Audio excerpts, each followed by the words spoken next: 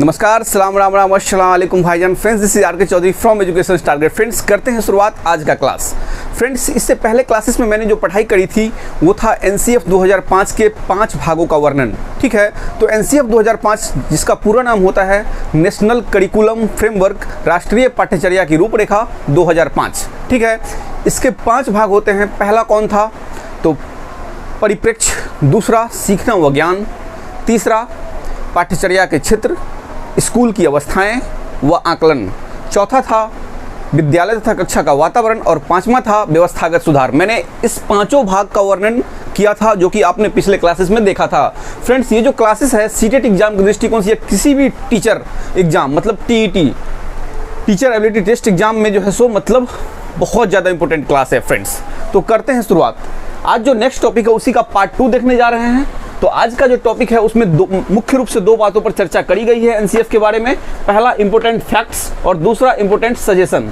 तो important fact के बारे में जानते हैं कि क्या था NCF 2005 का इंपॉर्टेंट फैक्ट्स। देखिए फ्रेंड्स, NCF 2005 में विशेष तथ्य के रूप में सबसे पहली बातें जो कही गई थी वो था एक शिक्षक का जो रोल होता है, एक टीचर का जो रोल होता है, एक शिक्षक की जो भूमिका होती है वो जो है सो एक उत्प्रेरक की होनी चाहिए। क्लास में एक शिक्षक की जो भूमिका है एक कैटलिस्ट की होनी चाहिए, एक उत्प्रेरक की होनी चाहिए। उसी बात को यहाँ दर्शाया गया है। ठीक है, फर्स्ट पॉइंट में। और दूसरा पॉइंट जो है बच्चों का जो आकलन होता है उसकी दैनिक गतिविधियों के आधार पर किया जाना चाहिए। फ्रेंड्स, अभी आपको लग रहा होगा कि आकलन और मूल्यांकन में क्या अंतर होता है। ये तो पहली बार मैं आपको देख रहा हूँ तो ये मुझे समझ में नहीं आ पा रहा। तो मैं आपको बता दूँ, जब मैं CCE चैप्टर पढ़ूंगा, कंटिन्यूअस एंड कॉम्प्रिहेंसिव इवैल्यूएशन, तो वहाँ पर मैं आकलन और मूल्यांकन के बारे में अंतर आपको स्पष्ट रूप से क्लियर कर दूंगा। ठीक है, और तीसरा जो पॉइंट है वो है प्राथमिक स्तर पर जो शिक्षा का माध्यम है वो मातृभाषा होना चाहिए। अब देखिए फ्रेंड्स, इसको थोड़ा बारीकी से देखते हैं। NCF 2005 के इंपॉर्टेंट फैक्ट्स, सबसे पहली बातें जो कही गई थी, क्लास में एक जो शिक्षक का रोल होता है, एक टीचर का जो रोल होता है, वो मतलब उसकी जो भूमिका होती है शिक्षक की वो उत्प्रेरक के रूप में होनी चाहिए, मतलब उत्प्रेरक या कैटलिस्ट के रूप में होनी चाहिए। इसी का English meaning catalyst. Next point, बच्चों का जो आकलन होता है, बच्चों का जो आकलन होता है दैनिक गतिविधियों के आधार पर करना चाहिए। दैनिक गतिविधि बोले तो मतलब प्रतिदिन के आधार पर जो है सो बच्चों का आकलन करना चाहिए। ऐसे यहाँ पर समझ सकते हैं ना कि उसको चेक करते रहना चाहिए, इस तरह से आप टेस्ट कह सकते हैं आप इसको फिलहाल। लेकिन जब मैं आकलन और मूल्यांकन पढ़ूंगा तो वहाँ पर आप क्लियर हो जाएंगे CCE में। ठीक है, नेक्स्ट पॉइंट, प्राथमिक NCF 2005 का जो थर्ड पॉइंट कहा गया था विशेष तथ्य के रूप में वह था प्राथमिक स्तर पर जो शिक्षा का माध्यम है मातृभाषा होना चाहिए। अब मातृभाषा क्या होता है तो वो मैं आपको बता दूं कि जब भी बच्चा जन्म लेता है, जिस भी समाज में जन्म लेता है, वहाँ पर जो पहली भाषा सीखता है वही मातृभाषा होता है। एज अ सामाजिक भाषा भी आप कह सकते हैं। ठीक है फ्रेंड्स, तो ये स्पष्ट रूप से इसमें यह कहा गया है कि प्राथमिक स्तर पर जो शिक्षा का माध्यम है बच्चों की मातृभाषा होनी चाहिए। क्योंकि मान लीजिए कि मैं किसी बच्चा को पढ़ा रहा हूँ, ठीक है, अब नेशनल लेवल की जो भाषा है, ठीक है, राष्ट्रीय स्तर पर या अंतर्राष्ट्रीय स्तर की जो भाषा है, वो भाषा का प्रयोग ना करके अगर मैं उसकी मातृभाषा का प्रयोग करूं तो जाहिर सी बात है वो ज़्यादा से ज़्यादा सीखेगा। ठीक है, तो उसी बात को यहाँ पर दर्शाया गया है। फ्रेंड्स, आज का जो टॉपिक है उसका नेक्स्ट पॉइंट पे आते हैं, इंपॉर्टेंट सजेशंस। ठीक है, कुछ महत्वपूर्ण जो सुझाव है उसके बारे में चर्चा करी गई है। किसमें? तो NCF 2005 के अकॉर्डिंग। तो सबसे पहले इसमें जो है शिक्षण सूत्र। फ्रेंड्स, आपको मैं बता दूं कि इससे पहले जो मैंने क्लासेस पढ़ाई है उसमें एक क्लास मिलेगा आपको शिक्षण से संबंधित शिक्षण सूत्र। आप थर्ड अंपायर के बस आई बटन में जाकर देख सकते हैं कि लिंक दिया हुआ है कि ज्ञात से अज्ञात की ओर या मूर्त से अमूर्त की ओर, इसका स्पष्ट रूप से व्याख्या वहाँ पे किया गया है। अब मैं आपको बता दूं एक बार फिर से कि ये क्या है। तो ये एक शिक्षण सूत्र है और NCF 2005 के अकॉर्डिंग कहा गया है कि इसको जो है सो ज़्यादा से ज़्यादा, इस शिक्षण सूत्र को जो है सो ज़्यादा से ज़्यादा प्रयोग किया जाना चाहिए, ज्ञात से अज्ञात की ओर और मूर्त से अमूर्त की ओर। अब ये क्या होता है तो आई बटन, ठीक है, आप देख सकते हैं वहाँ पे। नेक्स्ट पॉइंट, सूचना को ज्ञान मानने से बचा जाए। अब देखिए, सूचना डेट मीन्स इंफॉर्मेशन। मैं आपको बता दूं कि बहुत सारी किताबें दी हुई है। मान लीजिए मैं मान लीजिए क्लास 10th में पढ़ रहा हूँ, ठीक है, मैं एक क्लास 10th का बच्चा हूँ। मानने में क्या दिक्कत है? क्लास 10th में क्या होता है कि बुक में बहुत सारी बातें, क्लास 10th ही नहीं हर क्लासेस में बुक में बहुत सारी बातें दी हुई है। तो लोग अगर बच्चा को आप पूछेंगे कि मान लीजिए न्यूटन्स का सेकंड लॉ क्या है, तो बच्चा क्या बोलेगा? सर बुक में लिखा हुआ है। तो वो ज्ञान नहीं है। बुक में जो दिया हुआ है वो एक प्रकार का इन्फॉर्मेशन है, वो नॉलेज नहीं है। सवाल होता है कि बच्चे ने क्या सीखा, उसके पास नॉलेज कितना। अगर वो तुरंत क्विक रिप्लाई करता है कि न्यूटन्स का सेकंड लॉ ये होता है, इस तरीके से होता है, तो मैं समझूंगा कि बच्चों ने ज्ञान प्राप्ति की। तो वही उसी बात को यहाँ पर दिखाया गया है कि सूचना को ज्ञान मानने से बचा जाए। मतलब बुक में जितनी सारी रामायण दी हुई हैं, आप उसको ज्ञान न माने, आपके माइंड में कितना नॉलेज बनता है उससे, उसको ज्ञान माने, ठीक है। और नेक्स्ट पॉइंट फ्रेंड्स, देखिए इसमें कहा गया है कि पाठ्यक्रम छोटा व सरल हो। किसके अकॉर्डिंग कहा गया है? एनसीएफ 2005 के अकॉर्डिंग कहा गया है पाठ्यक्रम छोटा और सरल हो। देखिए इसमें थोड़ा सा डिटेल्स में जाते हैं। देखिए बहुत विशाल पाठ्यक्रम, मोटी मोटी किताबें, ये सब जो है शिक्षा प्रणाली को सफलता का प्रतीक है। यह किसने कहा था? तो एनसीएफ 2005 ने कहा था, यहाँ मैंने नहीं लिखा है। और उसी के अकॉर्डिंग जो है पाठ्यक्रम जो है छोटा व सरल होना चाहिए। इससे क्या होगा कि बच्चे ज़्यादा से ज़्यादा सीखेंगे फ्रेंड्स। इस तरह से अगर क्वेश्चन करते सीटेट एग्जाम के दृष्टिकोण से कि एनसीएफ 2005 में पाठ्यक्रम कैसा होना चाहिए, तो आप क्या कहेंगे वहाँ पर? छोटा व सरल। अगर दे दिया ऑप्शन में छोटा व हार्ड मतलब कठिन, तो फिर वहाँ पर इस तरीके से आपको कंफ्यूज नहीं करना है, छोटा व सरल ही क्लिक करना है। इससे क्या होगा कि बच्चे ज़्यादा से ज़्यादा सीखेंगे, ठीक है। नेक्स्ट पॉइंट पे आते हैं। देखिए आप गौतम बुद्ध के बारे में जानते होइएगा, वैशाली जिला। हालांकि मैं इस जिला को नहीं जानता हूं, बस जीके में ही पढ़ा है। गौतम बुद्ध उपदेश के माध्यम से शिक्षण किया करते थे, ठीक है। तो मूल्यों को इसमें कहा गया एनसीएफ 2005 में कि मूल्यों को जो है उपदेश के माध्यम से मत शिक्षा दीजिए, ठीक है। मतलब उस एक प्रकार का वातावरण क्रिएट कीजिए। देखिए हर जमाने में पहले जो है आश्रम, पहले क्या होता था कि गुरुकुल में बच्चे जाते थे, उस समय की जो शिक्षा होती थी बिना कलम कॉपी की हुआ करती थी। मतलब उसके बाद फिर बदलाव आया बहुत, आजकल जो है मॉडर्न एजुकेशन हो गया, आधुनिक शिक्षा हो गया। कहने का मतलब एनसीएफ 2005 ने अपनी जो बात रखी है उसमें यह कहा गया है कि बच्चों को जो मूल्यों को उपदेश देकर के मत पढ़ाइए आप, मतलब इसको कट कीजिए। बच्चों को मूल्यों का उपदेश देकर के मत पढ़ाइए, बच्चों के लिए एक वातावरण क्रिएट कीजिए। ये एक बड़ी बात है, मैं भी इस चीज़ का समर्थन करता हूँ। हालांकि उपदेश भी बुरा नहीं है, बट अगर आप किसी भी चीज़ को पढ़ा रहे हैं, कहते हैं ना कि एक अच्छे शिक्षक जब क्लास में जाते हैं तो एक माहौल ही क्रिएट कर देते हैं, और जब माहौल बन जाता है तो फिर पढ़ने में मज़ा ही कुछ और आ जाता है। तो उसी बात को यहाँ पर दिखाया गया है कि मूल्यों को जो है उपदेश दे करके नहीं सिखाया जाए, जबकि मूल्यों को वातावरण क्रिएट करके सिखाया जाना चाहिए। क्योंकि सही बात है, क्योंकि अगर आप मान लीजिए आप एक शिक्षक हो, जनरली सभी आप भावी शिक्षक हैं, तो आप जब किसी क्लासेस में जाते हैं तो पहली अवस्था क्या होती है एक शिक्षक की? स्माइल के साथ हम प्रवेश करते हैं। उसके बाद क्या करते हैं? कोई टॉपिक मुझे पढ़ाना है, मुझे पता है ये टॉपिक बहुत ज़्यादा इंपॉर्टेंट है, उसके बारे में क्या करते हैं कि पहले से तो हम उसको इन्फॉर्म कर ही दिए होते हैं कि कल की क्लासेस बहुत इंपॉर्टेंट होने वाली है। बट मैं अगर उस तरीके का माहौल क्रिएट कर दूं ताकि सबको उसमें पढ़ने में मन लगे, एक मज़ा आ जाए, मतलब ऐसा लगे कि मैंने क्लासेस पढ़ाई करी है, मतलब एक टॉपिक पढ़ा है, तो वो बहुत काफ़ी ज़्यादा मतलब इंटरेस्टेड हो जाता है, ठीक है। तो कहने का मतलब यह हुआ कि मूल्यों को उपदेश देकर के नहीं, एक वातावरण देकर सिखाया जाना चाहिए। किसके अकॉर्डिंग? एनसीएफ 2005 के अकॉर्डिंग। एनसीएफ 2005 का पूरा नाम नेशनल करिकुलम फ्रेमवर्क 2005 पूछ देता है, ये राष्ट्रीय पाठ्यचर्या की रूपरेखा 2005। चलिए नेक्स्ट फ्रेंड्स देखिए आजकल क्या हो गया है ना कि अभिभावक जो है सो बच्चों से बहुत ज़्यादा उम्मीद रख लेते हैं, जो कि बिल्कुल गलत है। किसी भी चीज़ का एक उम्र होता है ना। मान लीजिए जो मैं 22 वर्ष की अवस्था में हूँ, जिस स्फूर्ति के साथ हूँ, मतलब जिस टैलेंट के साथ हूँ, टैलेंट तो खैर रह सकता है, मतलब जिस तरह से मेरा बॉडी का जो स्ट्रक्चर है या इसकी जो मतलब कह सकते हैं ना कि फास्ट, तो वो जो है सो काम करने की क्षमता है मान लीजिए, तो जरूरी है 84 वर्ष में वही स्पीड रहेगा, ऐसा कोई ज़रूरत नहीं। मेरा अनुभव जरूर बढ़ेगा, वो अलग बात है, लेकिन मेरा जो ये पावर है वो धीरे धीरे कम जाएगा। तो यहाँ पे क्या होता है कि बहुत सारे गार्जियन क्या सोचते हैं कि बहुत बच्चे छोटी उम्र में ही बड़ी बड़ी अपेक्षाएं रखते हैं। इससे क्या होता है कि बच्चों पर मानसिक रूप से दबाव पड़ता है, ठीक है। आप 3 इडियट्स मूवी देखे होंगे, उसमें क्या दिखाया गया था कि बच्चों को मतलब जिस लेवल का एजुकेशन चाहता है वही दीजिए, ज़बरदस्ती आप उसको इंजीनियर ना बनाएं, ठीक है। उसी चीज़ को दिखाया गया था कि जिस लेवल का बच्चा उसे उसी लेवल से आगे बढ़ने दीजिए। तो यहाँ पर जो है सो कहा गया है बच्चों को सख्त निर्देश पेरेंट्स को मतलब अभिभावकों को सख्त निर्देश दिया जाता है कि बच्चों को छोटी उम्र में निपुण बनाने की आकांक्षा रखना गलत है। सही बात है, क्योंकि आप जबरदस्ती उस पर प्रेशर मत डालें। वो जैसे जैसे सीख रहा है उम्र के अकॉर्डिंग खुद ब खुद अनुभव आता जाएगा, हाँ उसको आप गाइडलाइन कर सकते हैं, ठीक है। फ्रेंड्स नेक्स्ट पॉइंट पे चलते हैं। बच्चों को स्कूल में तनाव मुक्त वातावरण दिया जाए। फ्रेंड्स मैं आपको बता दूं, डिस्क्रिप्शन बॉक्स में लिंक होगा, आप इंस्टाग्राम पे आ सकते हैं और भी बहुत सारे वीडियोज़ के लिंक मिलेंगे, ठीक है। तो आप उसको देख सकते हैं। इसमें मैंने कुछ महत्वपूर्ण क्लासेस बनाई थी, सामाजिक अधिगम का सिद्धांत अल्बर्ट बंदूरा का और कर्ट लेविन का, शिक्षण से संबंधित सूत्रों तो मैंने बता ही दिया है, ठीक है। तो देखते हैं बच्चों को स्कूल में तनाव मुक्त वातावरण दिया। देखिए फ्रेंड्स, किसी भी चीज़ में अगर आप तनाव मुक्त का क्या मतलब, किसी भी प्रकार की नो टेंशन फ्री। अगर स्टूडेंट टेंशन फ्री है मतलब बच्चा जो है पढ़ रहा है, मैं बच्चे की बात कर रहा हूँ, अभी एनसीएफ 2005 जो है जनरली प्राथमिक की बात करता है, ठीक है। तो उसको अगर मैं बिंदास होकर स्कूल भेजता हूँ, किसी भी प्रकार का प्रेशर नहीं देता हूँ, तो जाहिर सी बात है वो अच्छा सीखेगा, ठीक है, क्योंकि उस समय जो है सो बच्चा पूरी तरह से परिपक्व नहीं हुआ रहता है। तो हम उस समय की बात कर रहे हैं। बच्चों को स्कूल में तनाव मुक्त वातावरण दिया, मतलब किसी भी प्रकार का टेंशन ना दिया जाए, टेंशन फ्री बच्चों को रखा जाए, तो उससे क्या होगा, ज़्यादा से ज़्यादा सीखेगा। नेक्स्ट पॉइंट, जैसे टीचर के डर से दबाव आ जाता है, कभी कभी बहुत ज़्यादा पिटाई पड़ जाती है, तो उससे क्या होता है कि सीखने की क्षमता धीरे धीरे डाउन होने लगती है। तो किसी भी प्रकार का उसको तनाव ना दिया जाए, ठीक है। नेक्स्ट पॉइंट, कक्षा में जीवंत वातावरण को प्रोत्साहित किया जाए। जीवंत वातावरण दैट मीन्स क्या, लाइवली एटमॉस्फेयर कह सकते हैं इसको। तो कक्षा में जो जीवंत कक्षा के बारे में एक बार जान लेते हैं। देखिए जीवंत कक्षा क्या होता है, एक कक्षा है, ठीक है, तो जीवंत कक्षा मतलब दोनों की एक्टिविटीज को देखते हुए कार्य किया जा रहा है, मतलब शिक्षक और छात्र दोनों को, ठीक है।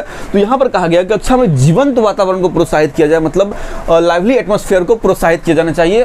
प्रोत्साहित मतलब ऊपर, और हतोत्साहित मतलब निगेटिव। प्रोत्साहित दैट मीन्स पॉजिटिव वर्ड, हतोत्साहित दैट मीन्स निगेटिव वर्ड। यहाँ पर प्रोत्साहित करने की बात की जा रही है। चलिए नेक्स्ट पॉइंट, सह शैक्षिक गतिविधियों में जो है सो बच्चों के साथ अध्यापकों को भी जोड़ा जाए, मतलब सम्मिलित किया जाए। सह शैक्षिक गतिविधि क्या कह सकते हैं इसको, को करिकुलर एक्टिविटीज। सह शैक्षिक मतलब मिलजुल कर, ठीक है। तो सह शैक्षिक गतिविधियों में बच्चों के साथ जो है सो अध्यापकों को भी जोड़ने की बात कही गई है। किसमें कही गई है, तो एनसीएफ 2005 में कही गई है। एनसीएफ 2000 इस तरह से अगर क्वेश्चन कर दे किसी भी टेट एग्जाम में कि मतलब किसके अनुसार जो है सो मतलब बच्चों के साथ जो है सो शिक्षक को भी जो है सो जोड़ने की बात कही गई है, तो एनसीएफ 2005 के अनुसार सह शैक्षिक गतिविधियों में, ठीक है फ्रेंड्स। तो नेक्स्ट पॉइंट पे आते हैं, खेल में सामूहिक भावना। देखिए सबसे बड़ी बात मैं आपको बता दूं, सामूहिक भावना किसी भी चीज में, एकता, यूनिटी, किसी भी चीज में बेस्ट होता है। खेल में सामूहिक भावना को बढ़ावा देने के लिए तथा रिकॉर्ड बनाने या तोड़ने की भावना हो। मैं आपको बता दूं, एक टेस्ट मैच का एग्जाम्पल लेता हूं। जब मैं क्लास 10th में पढ़ता था, तो उस समय में टेस्ट मैच का हाई स्कोर हुआ करता था 375 रन, जिसको वेस्ट इंडीज के बल्लेबाज ब्रायन लारा ने बनाया था, ठीक है। उसके बाद क्या हुआ, उस दिन के बाद जो है सो ऑस्ट्रेलिया के मैथ्यू हेडन ने 380 रन की पारी खेली और वो रिकॉर्ड टूट गया, ठीक है। उसके बाद क्या हुआ कि जस्ट ब्रायन लारा का मैसेज आया थैंक यू के रूप में। क्या होता है ना कि जब कोई मुझसे बेहतर करता है तो हमें उसका धन्यवाद करना चाहिए, ठीक है। और उसके बाद क्या हुआ कि ठीक उसके जस्ट बहुत सालों बाद ब्रायन लारा ने 400 रन की पारी खेली थी, 400 या 401 रन की पारी खेली थी और उस रिकॉर्ड को भी तोड़ दिया। तो कहने का मतलब जो है सो रिकॉर्ड बनते ही हैं टूटने के लिए, ठीक है। तो यहाँ पर क्या कहा गया कि खेल में सामूहिक भावना को बढ़ावा देना। अगर बच्चा खेल रहा है, ठीक है, उसकी सामूहिक भावना को मैं बढ़ावा दूंगा तो क्या होगा, उसका जो है सो इंटरनली एनर्जी डेवलप होगा, बिल्कुल होगा। और वहाँ उसके बाद क्या कही गई कि रिकॉर्ड को जो है सो बनाने या तोड़ने की भावना विकसित हो। यह भी भावना उसमें विकसित करनी चाहिए, क्योंकि देखिए रिकॉर्ड जितने भी बनते हैं टूटने के लिए बनते हैं। अगर ऐसा नहीं है कि वो फिक्स है, कांस्टेंट है, ऐसा कुछ नहीं है। आप साइंस में जाते होइएगा तो ग्रेविटेशनल जी का वैल्यू फिक्स होता है, मतलब कुछ ऐसी चीज़ें हैं, तो ऐसा कुछ नहीं, वो यहाँ पे लागू नहीं होगा। यहाँ पे जो है सो रिकॉर्ड बनते ही है टूटने के लिए, ठीक है। नेक्स्ट पॉइंट पे चलते हैं फ्रेंड्स, सांस्कृतिक कार्यक्रमों में मनोरंजन की अपेक्षा सौंदर्य बोध को प्राथमिकता दी जाए। मैं आपको बता दूं, जब भी सांस्कृतिक कार्यक्रम का आयोजन किया जाता है किसी भी स्कूलों में या कहीं भी, तो वहाँ पर जो है मनोरंजन की अपेक्षा, जनरली आप टीवी देखते हैं ना, टेलीविज़न, वहाँ पर क्या होता है, मनोरंजन मिलता है आपको वहाँ से। लेकिन यहाँ पर क्या कहा गया कि सांस्कृतिक कार्यक्रमों में जो है सो मनोरंजन की अपेक्षा किस पर प्राथमिकता दिया जाए, सौंदर्य बोध पर प्राथमिकता दिया जाए। देखिए ये वर्ड जो है सो मोस्ट इंपोर्टेंट वर्ड है, सौंदर्य बोध, इस पर प्राथमिकता दी जाए, ठीक है। नेक्स्ट पॉइंट पे आते हैं, कल्पना। कल्पना को क्या कह सकते हैं, इमेजिनेशन। मैं कोई कल्पना करता हूँ, ठीक है, कल्पना। वह मौलिक लेखन को अधिकाधिक अवसर दिए जाए। इससे क्या होगा, जब भी कोई बच्चा कल्पना करेगा कल्पना करेगा और मौलिक लेखन, देखिए ये ज़्यादा से ज़्यादा अगर करता है ना, तो उसमें क्या होगा कि एक सेल्फ कॉन्फिडेंस जगेगा। अगर मैं किसी भी चीज़ के बारे में कल्पना करूँ, स्वाभाविक सी बात है कि एक सृजनात्मक बच्चे की खासियत क्या होती है, मैं आपको जब आगे चैप्टर पढ़ाऊंगा बुद्धि लब्धि, वहाँ पर प्रतिभाशाली बच्चे और सृजनात्मक बच्चे के बारे में बात करूंगा। तो कल्पना जनरली वो इमेजिनेशन ज़्यादा करता है, उसके बाद जो उस पर काम करता है, कुछ नया करता है। तो कल्पना, जब वो कल्पना करता है, मतलब कल्पना और मौलिक लेखन को जो है सो अधिक से अधिक अवसर दिए जाए। किसके अकॉर्डिंग, तो एनसीएफ 2005 के अकॉर्डिंग बच्चों के लिए जो है सो कल्पना और मौलिक लेखन के ज़्यादा से ज़्यादा अवसर मतलब अधिकतम मतलब ज़्यादा से ज़्यादा अवसर दिए जाने चाहिए। इससे क्या होगा, उनका सेल्फ कॉन्फिडेंस लेवल हाई होगा। नेक्स्ट पॉइंट पर आते हैं, देखिए सजा व पुरस्कार। ये जो है सो मोस्ट इंपोर्टेंट पॉइंट है आज के क्लासेस का। सजा, देखिए बच्चों को आप क्या करते हैं, जब कोई गलती करता है तो उसको सजा देते हैं। उससे क्या होता है, उसके मन में एक प्रकार का डर होता है कि ये काम बुरा है, अगर मैं करूँगा तो मुझे मार पड़ेगी। ठीक है, सजा और पुरस्कार आप स्किनर के क्लास में जा करके देख सकते हैं। मैंने आपको उसमें बताया था रेनफोर्समेंट के बारे में। रेनफोर्समेंट, ठीक है, मतलब वहाँ पर जो है सो एक दैट मीन्स पॉजिटिविटी वर्ड। तो आप अगर इस क्लासेस को नहीं पढ़े हैं तो आई बटन में लिंक होगा, आप जाके देख सकते हैं। सजा व पुरस्कार। पुरस्कार देने से क्या होता है कि बच्चों की जो है सो मतलब आत्मविश्वास की भावना बढ़ती है। मतलब इसका उपयोग जो है सो सीमित होने की बात करिए। अब कहिएगा सर पुरस्कार देंगे तो बच्चा डेवलप ही करेगा, तो पुरस्कार को सीमित क्यों रखेंगे, उसको जनरली बढ़ाना चाहिए। देखिए कितना बड़ा बात है ये। मान लीजिए आपके क्लास में एक बच्चा है, ठीक है, आप टीचर हैं, आपके क्लास में एक बच्चा है, वो क्या करता है, कोई गलती कर देता है, आप उसको सजा दे दिए, ठीक है, हो गया। उसके बाद वो गलती नहीं कर रहा है, अब वो कोई अच्छा काम कर रहा है, फिर भी आप उसको सजा दे रहे हैं। इससे क्या होगा, उसके मन में जो है सो एक नकारात्मक भावना आ जाएगा। इसलिए कहता है सजा का उपयोग भी सीमित मात्रा में होना चाहिए। किसी भी चीज़ का जो है सो लिमिटेशन होता है। उसके बाद पुरस्कार, क्योंकि अब लगातार हर बात में आप सजा नहीं ना दे सकते हैं। पुरस्कार की बात आ गई, रेनफोर्समेंट, ठीक है। शाबाशी, मान लीजिए एक लड़का दौड़ में प्रथम स्थान आया, मैंने उसको शाबाशी दिया, मैंने उसका उत्साहवर्धन किया, ठीक है, उसके मन में जो है सो एक प्रकार की पॉजिटिव एनर्जी जगी, ये भी ठीक।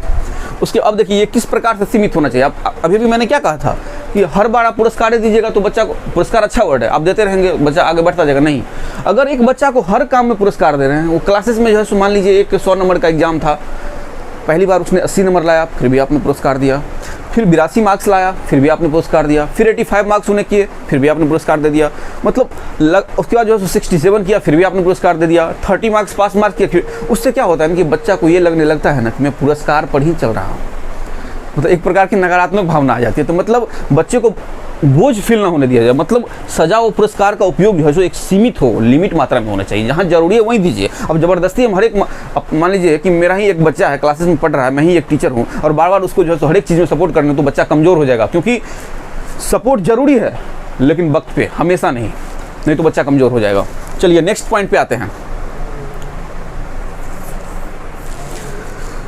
हाँ देखिए फ्रेंड्स, शिक्षा का स्वरूप जो है सो बाल केंद्रित हो। बच्चा से याद आ गया, एक बहुत ही अच्छा संस्कृत का श्लोक है,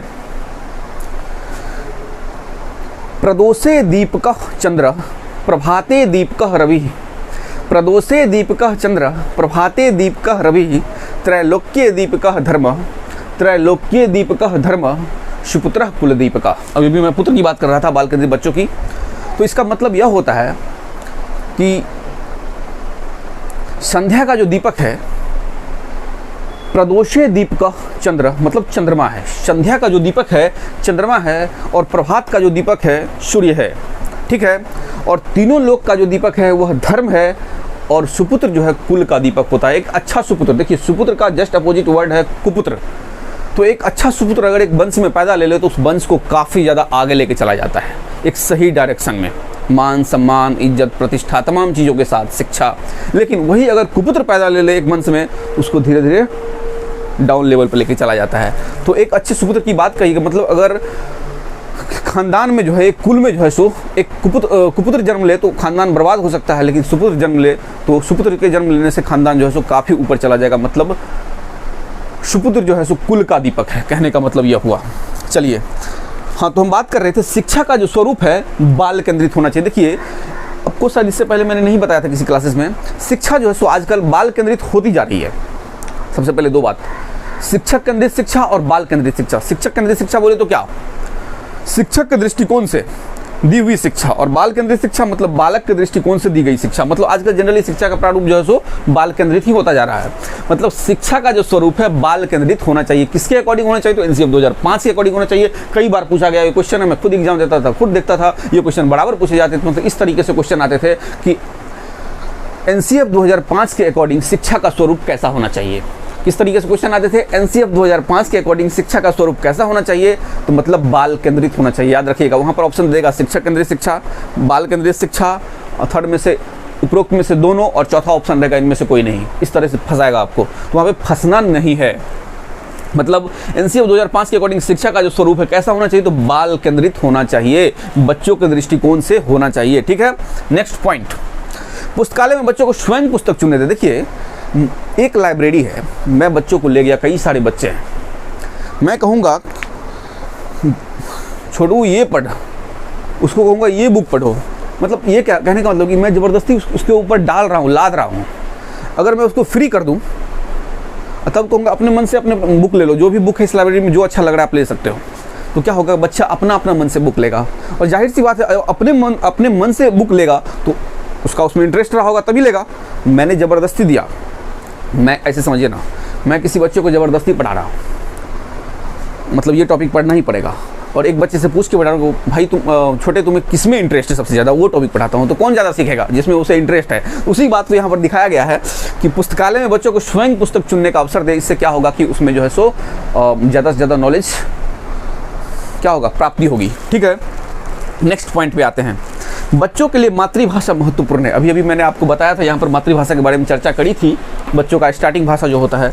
तो बच्चों के लिए मातृभाषा महत्वपूर्ण, मान लीजिए कि हिंदुस्तान के बिहार राज्य का दरभंगा जिला का एक बच्चा है, यहाँ की भाषा मैथिली है। ठीक है, उस बच्चे को मैं मैथिली भाषा में सिखाना चाहूँगा क्योंकि उसका जो लोकल लैंग्वेज वो मैथिली है। ठीक है, तो मैं उससे मैथिली भाषा में सिखाऊंगा, वो ज़्यादा सीखेगा। या मैं उसको नेशनल लेवल के बारे में, जो भारत की जो राष्ट्रभाषा उसके बारे में सिखाऊंगा, या अंतर्राष्ट्रीय भाषा में, किस में ज़्यादा सीखेगा। जाहिर सी बात है उसका लोकल लैंग्वेज होगा उसमें ज़्यादा सीखेगा। तो वही बात को यहाँ पर दिखाया गया है कि बच्चों के लिए मातृभाषा महत्वपूर्ण है, मतलब मातृभाषा में ज़्यादा से ज़्यादा सीखेगा। इसलिए हमें कोशिश करनी चाहिए कि उसे मातृभाषा में ही शिक्षा दी जाए। किसको, तो बच्चों को। किसके अकॉर्डिंग, तो एनसीएफ 2005 के अकॉर्डिंग। अब यहाँ पे आते हैं, देखिए शिक्षक कक्षा में इसका उपयोग करे, किसकी मातृभाषा। अभी भी मैंने बताया ना कि अगर मैं टीचर हूँ, मैं पढ़ा रहा हूँ, तो मुझे किस प्रकार का मतलब किस भाषा में शिक्षा देना चाहिए, मातृभाषा में देना चाहिए, क्योंकि बच्चों का जो लोकल लैंग्वेज उसमें ज़्यादा सीखेगा। वही बात को यहाँ पर कहा गया कि आप तो भावी शिक्षक है ना, तो शिक्षक कक्षा में इसका उपयोग करें। किसका उपयोग, मातृभाषा का। क्यों करें, क्योंकि इससे ज़्यादा से ज़्यादा सीखेगा। किसके अकॉर्डिंग, एनसीएफ 2005 के अकॉर्डिंग। बात भी सही है। नेक्स्ट पॉइंट पे आते हैं, आज का लास्ट पॉइंट। विद्यार्थियों का जो मूल्यांकन सतत रूप से होना चाहिए, लगातार होना चाहिए, क्रमबद्ध होना चाहिए एवं प्रकार्य होना चाहिए, कंटिन्यू होना चाहिए। ठीक है, तो मतलब विद्यार्थियों का मूल्यांकन क्या होता है, आप सोच रहे सर मूल्यांकन क्या होता है। मैंने आपको यहाँ पे बता दिया है। जब मैं सीसी चैप्टर पढ़ूंगा, कंटिन्यूअस एंड कॉम्प्रिहेंसिव इवैल्यूएशन, सतत और व्यापक मूल्यांकन, उसी में आकलन और मूल्यांकन का मैं वर्णन कर लूंगा। ठीक है, तो मूल्यांकन अभी इतना जानिए कि मूल्यांकन बोले तो मूल्यों का अंकन, टेस्ट। मतलब विद्यार्थियों का जो मूल्यांकन है सतत रूप से होना चाहिए, कंटिन्यू होना चाहिए। फ्रेंड्स, ठीक है, तो आज का जो टॉपिक था उन्हें आपने देख लिया। अब मैं आपको बता दूं कि एक अच्छा क्लासेस है, इस क्लासेस से क्वेश्चन आने हैं, डायरेक्ट हिट करेगा उठा करके। जैसे मान लीजिए कुछ पॉइंट्स को मैंने कर देता क्लियर, ये तो था ही, ये तीनों बहुत मोस्ट इंपॉर्टेंट पॉइंट है। उसके बाद भी यहाँ पे मैंने चर्चाएं करी थी।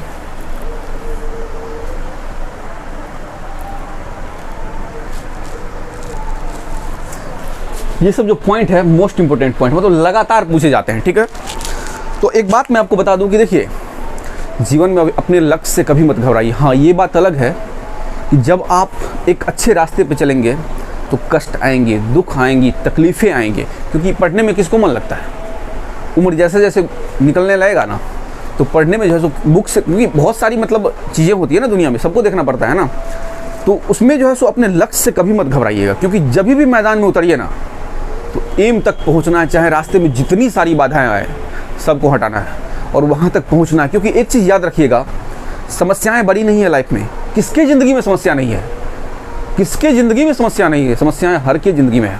मतलब हर एक तरह की समस्याएं आती हैं। कोई ऐसा व्यक्ति आपको नहीं मिलेगा जिसका आज के डेट में ना कोई विरोधी और ना ही कोई दुश्मन हो, सब है। लेकिन आपको क्या करना है, अब पढ़ने में, कहिएगा पढ़ने में मन नहीं लगता है, बुक पकड़ने में।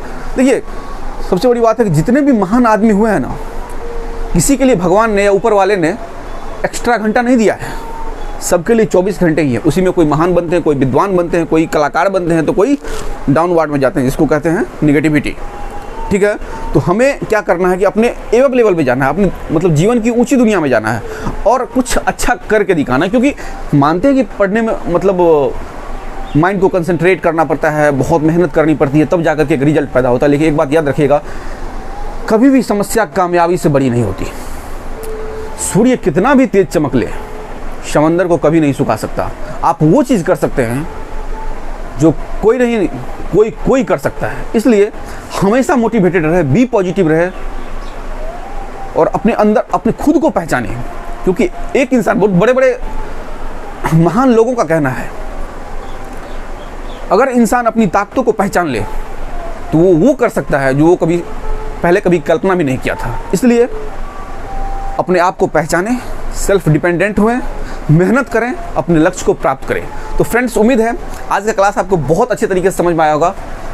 Thank you. जय हिंद, जय भारत।